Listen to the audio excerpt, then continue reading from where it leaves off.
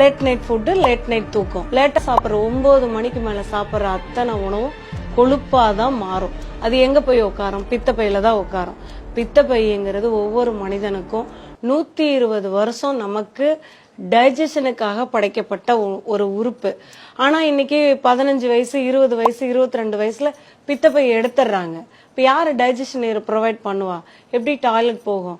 Free motion போகாது. இன்னைக்கு சொல்றேன், யார் யாருக்கெல்லாம் ஃப்ரீ மோஷன் போகலையோ அவங்க எல்லாமே ஒரு யூஎஸ்ஜி எடுத்து பாத்தீங்கன்னா கண்டிப்பா கால்பேடர் வால் மியூரல் எடிமா இருக்கும். பித்தப்பை உட்புற சுவர் வீக்கா இருக்கும்.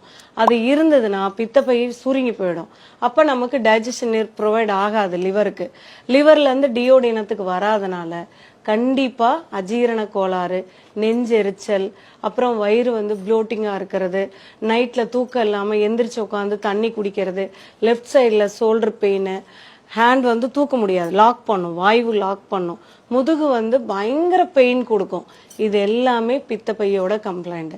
இது ஸ்கூல் டேஸ்ல இருக்கிற எல்லா குழந்தைங்களும் பாதிக்கிறது. அடுத்தது பாத்தீங்கன்னா மேக்சிமம் வீட்டுல இருக்கிற எல்லாருமே சொல்றேன், லேடிஸ் முடிஞ்ச வரைக்கும் வீட்டுல மசாலா பொருட்கள் அரைக்க சொல்லுங்க. ஏன்னா அன்னைக்கு ஒரு 25 இயர்ஸ் ஆச்சு எங்க வைத்தியசாலையில நான் ட்ரீட்மெண்ட் ஸ்டார்ட் பண்ணி.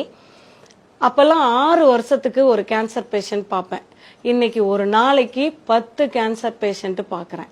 ஓகேங்களா? மேக்சிமம் பித்தப்பை கேன்சர், அடுத்தது யூசோஃபேகஸ் கேன்சர், மலக்குடல் கேன்சர், லிவர் கேன்சர்.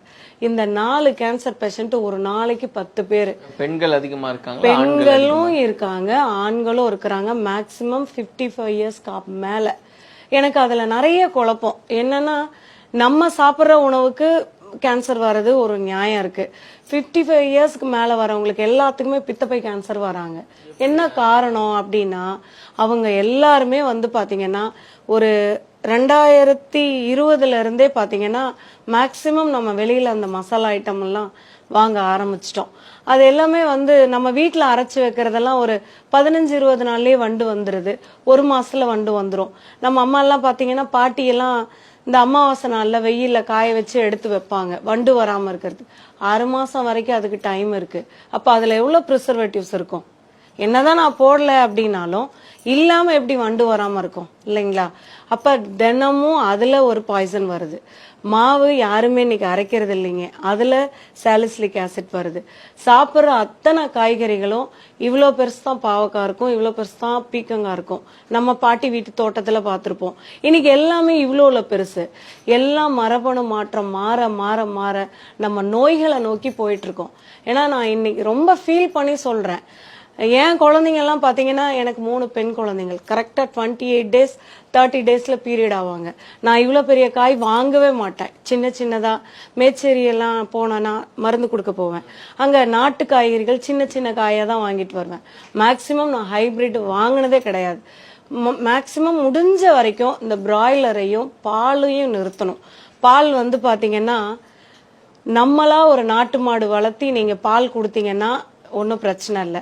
அந்த மாட்டு பால்ல பாத்தீங்கன்னா பால் நிறைய கறக்கணும்னு இன்ஜெக்ஷன் பண்றாங்க. அது ஒண்ணு ஹார்மோனல் இம்பேலன்ஸ். ரெண்டாவது 35 நாள் 45 நாள் வளரக்கூடிய கோழிகளை இன்னைக்கு 18 நாள் 20 நாள்ல வளர்த்துறதுக்கு ஹார்மோனல் இன்ஜெக்ஷன் பண்றாங்க. அப்ப இது ரெண்டும் என்ன பண்ணுது? பெண்களுக்கு மாதவிடாய் ப்ராப்ளம். ஓகேங்களா?